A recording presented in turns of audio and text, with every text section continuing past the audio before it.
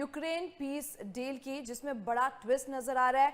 काफी अहम दावे जो कि किए जा रहे हैं, खबर अलग अलग सामने आ रही है, अटकलें देखने को मिल रही है। ऐसे में क्या सच है और क्या झूठ है?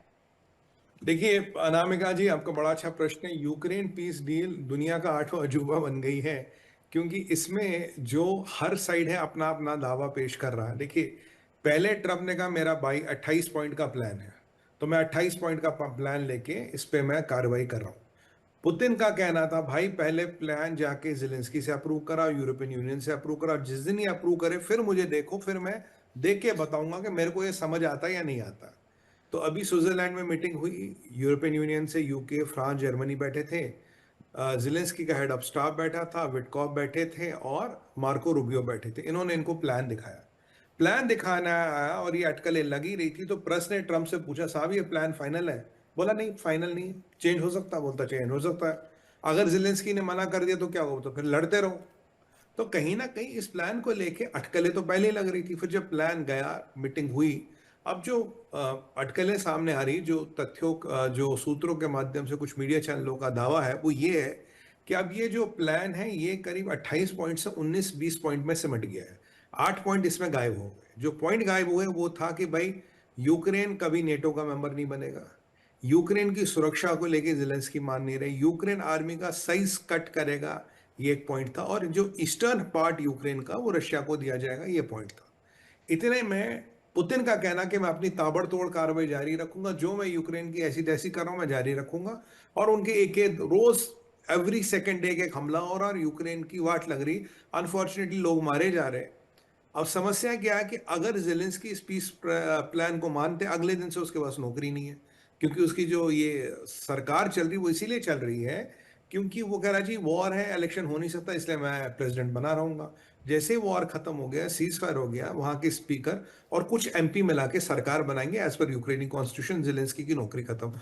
जेलेंस्की के ऊपर 140 करोड़, 140 बिलियन डॉलर, करोड़ कह रहा हूं, 140 बिलियन डॉलर का घोटाला, उसका हिसाब किताब देना पड़ेगा, क्योंकि जेलेंस्की एक क्लॉज डरवाना चाहता है कि वॉर के दौरान जो भी ऊपर नीचे हुआ, जो भी कुछ गड़बड़ हुई, घोटाले हुए, कुछ भी हुआ, उस पर कोई भी सवाल जवाब किसी से नहीं किया जाएगा। यानी कि वो अपना इंश्योरेंस चाहता है कि भाई कल को मेरे को बोले भाई 140 बिलियन डॉलर कहाँ गए, ये कहाँ हो गया, उसका हिसाब ला, इसका हिसाब ला। कह रहा जी वो तो जो वो सब लड़ाई के साथ ही खत्म हो गया। अब जिलेंस्की ने बोला भाई मैं अपना काउंटर प्रपोजल दूंगा।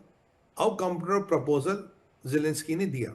अब इसमें भी तक क्लैरिटी नहीं है कि फ्रांस, यूके और जर्मनी इसको लेके मंजूर है, अप्रूव करते या नहीं करते, क्योंकि जो जर्मनी के चांसलर मर्क, उनका स्टेटमेंट आया कि यूक्रेन की सॉवरेनिटी के साथ 1% भी कॉम्प्रोमाइज नहीं होगा। यानी कि जो ट्रम्प का प्लान है भाई, ईस्टर्न यूक्रेन का जो क्षेत्र लगभग लगभग रशिया के कब्जे में, 20 से 25% जमीन वो रशिया को ही दी जाएगी। जर्मनी कह रहा जी हमें ये मंजूर नहीं है। फ्रांस और आपका यूके की पोजीशन अभी क्लियर नहीं है, वो क्या चाहते हैं क्या नहीं चाहते। इतने में नया प्रपोजल रशिया को भेज दिया गया। जो पुतिन के पॉलिटिकल एडवाइजर यूरसॉव, यूरसॉव से मिला विटकॉफ और उन्होंने उनको प्रपोजल दिखाया। अब जो प्रपोजल दिखाया तो उन्होंने कहा यार ये प्रपोजल तो ठीक है, पर मुझे नहीं लगता हमारा प्रेसिडेंट इसको लेके मानेगा। तो उन्होंने ये पूछा क्या जेलेंस्की इस पे साइन करने को तैयार है, क्योंकि रशियन कहते कि भाई ये तो इलिजिटिमेट आदमी है, तो साइन कर ही नहीं सकता। भाई एज पर यूक्रेनी कॉन्स्टिट्यूशन इसके पास पावर ही नहीं है, साइन कहां से करेगा। दो उन्होंने कहा भाई ट्रम्प बड़ा मैन ऑफ पीस है, बड़ी सीज फायर उसने करवाया, आप जानते हो कि कितने सीज फायर टिके, वो बात अलग है। जबकि पाकिस्तान अफगानिस्तान की हालत आपको पता ही, इसराइल की आपको हालत पता ही है। इनफैक्ट नए नए युद्ध शुरू होने वाले, जिसमें भी हम बात करेंगे थोड़ी देर में। तो उन्होंने कहा भाई ठीक है, ये जो आपका सीज फायर है ये हम प्रेसिडेंट साहब से बात करेंगे, पुतिन से, वो देखेंगे उनका क्या रुख होगा। पुतिन अपनी कार्रवाई जारी रख रहा है। 27 नवंबर की डेट कल है। 27 नवंबर तक अगर ये सीज फायर साइन नहीं हुआ तो ट्रंप ने बोला कि मैं ताबड़तोड़ सैंक्शन लगाऊंगा रशिया पे, और रशिया की भी धैर्य की सीमा बहुत कम है।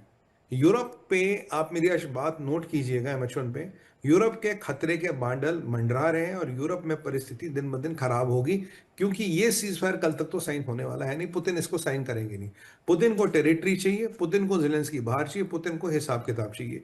इन तीनों चीजों को लेके जेलेंस्की मानने को तैयार नहीं है, और जेलेंस्की अब भी ये मानने को तैयार नहीं कि हम नेटो को कभी ज्वाइन नहीं करेंगे। जेलेंस्की कह रहा जी यूक्रेन की सुरक्षा का क्या होगा मुझे बताइए। तो यहां यूरोप कुछ चाहता है, अमेरिका कुछ चाहता है। अमेरिका को तो बेच चाहिए जी, हमने डील करवा ली, आगे चले ना चले। जिलेंस्की कुछ चाहता, पुतिन कुछ चाहता। मान लीजिए गाड़ी के चार पहिया अनामिका जी, एक राइट भाग रहा है, एक लेफ्ट भाग रहा, एक यहाँ भाग रहा है, एक आगे भाग रहा है, एक पीछे भाग रहा। आपको लग रहा है वो गाड़ी कभी मंजिल पे पहुंच पाएगी या कुछ होगा? अगर कुछ होगा भी तो एक टेम्परेरी सा हॉल्ट होगा और उसके बाद फिर एक भयंकर युद्ध होता। जब ये सीज फायर फेल होते हैं तो युद्ध और भयंकर हुए हैं। आप वर्ल्ड वॉर को देखिए। वर्ल्ड वॉर कैसे शुरू होते हैं कि जब एक दो विकल्प आप लगाते हैं वो फेल होते हैं। कोई आदमी जाके किसी पे बम डाल दे, किसी पे दूसरे की टेरिटरी पे अपना दावा पेश करे या मिलिट्री एक्शन करे, और ये फिर लड़ाइयां कहीं ना कहीं जाकर रुकती नहीं, क्योंकि लोग पक गए हैं। और कहीं ना कहीं ट्रंप ये कह रहा जी मैं पुतिन से पक गया हूं, बट ट्रंप ये भूल जाते हैं कि रशिया इकोनॉमिक सुपर पावर हो ना हो, पर रशिया मिलिट्री सुपर पावर जरूर है। आप रशिया को दबा नहीं सकते। ये ट्रंप के मोटे दिमाग में बात आ नहीं रही। और उसे जो अपना पीस मेकर बनने का तमगा लगाना, उससे फायदा कुछ होगा नहीं। क्योंकि देखिए 15 दिन पहले की बात है जब ये पीस डील की बातें हो रही थी, जिलेंस्की से ट्रंप मिले अक्टूबर में, अक्टूबर करीब 22-24 के आसपास।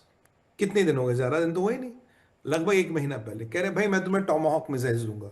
तब पुतिन ने बिल्कुल क्लियर कहा अगर आप उनको टॉमाहॉक मिसाइल दोगे, कि टॉमाहॉक मिसाइल चलेगा अमेरिकन शिप से और अमेरिकनों द्वारा, तो हम मानेंगे कि अमेरिका का डायरेक्ट इन्वॉल्वमेंट है इस युद्ध में। आप देख के देखो टॉमाहॉक, फिर हम आपको जवाब देंगे, आपकी यूरोप की वाट लगा देंगे।